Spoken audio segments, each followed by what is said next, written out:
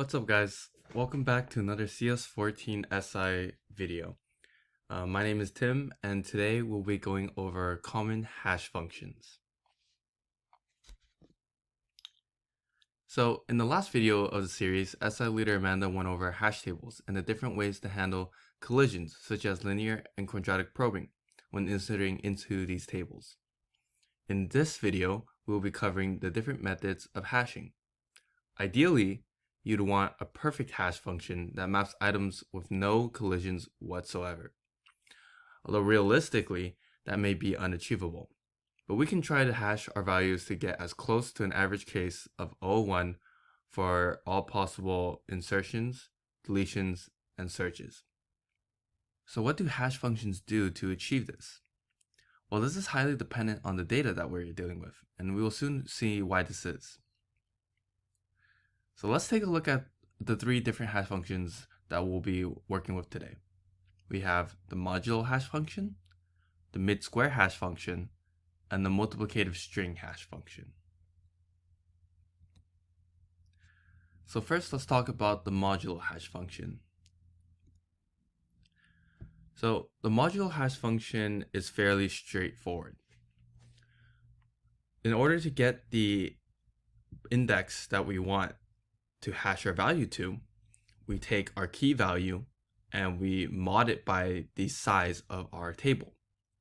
This way, by modding by the size of the table, we ensure that we never index an element outside of the table.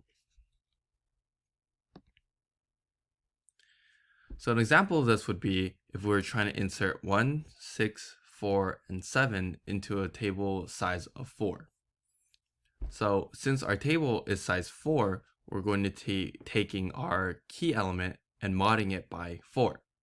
So for instance, if we take 1 and mod it by 4, we get 1. So we put 1 next to the key value 1. Same thing with 6. If we take 6 and we mod it by 4, we get a remainder of 2. So we put 6 next to the key 2. And if we take 4, we mod it by 4, we get a modulus of 0. So that's why 4 would go next to the key 0. And finally, if we take 7 modded by 4, we get a remainder of 3. And so that's why 7 goes next to the key 3.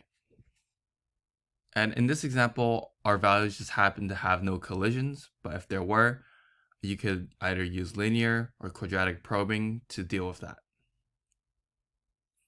Now let's talk about mid-square hash function. So with the mid-square hash function, there's a couple of variables to keep in mind. You have your key, which is the value of the key, n, which is the size of the table, r, which is the number of digits from the result's middle, and r in this case is going to be greater than or equal to log base 10 of n, where n is the size of the table. So the formula to follow here is we're going to first take the square of the key, then we're going to take the middle r values from that result and mod it by the size of the table. Once we have that value, that is our bucket index. For example, say we had a key that was 110 and our table size was 200 and r was equal to 3, meaning we take the 3 middle digits of our squared value. So first we want to square 110. That gives us 12,100. Now the middle r values would be the middle 3 values of that number. So we get 210, which is 210. And then if we mod that value by n, we take 210 and mod it by 200. That leaves us with 10, which is our bucket index. Now let's take a look at multiplicative string hash function.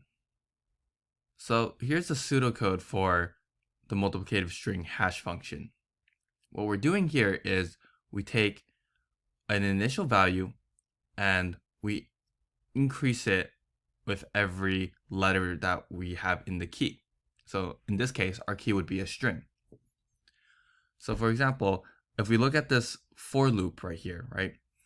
We're setting our string hash variable equal to the string hash times the hash multiplier plus the ASCII value of our string character for every character in our key.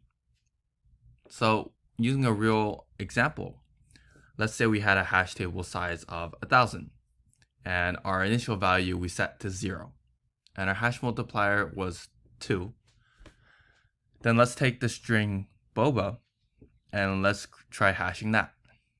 So following the formula from before, as you can see here, we're going to set our string hash equal to the original value, which we're going to set initially to 0, multiplied by the multiplier, which is 2 in this case, and we add the ASCII value of the first character in our string.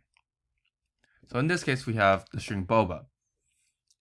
We start with a value of 0, multiply that by the multiplier, which is 2, and add the ASCII value for b, which would be 66.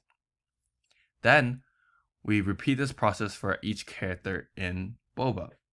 So next, we now have a string hash value of 66, multiply that by 2, and add the ASCII value for O, which is 79.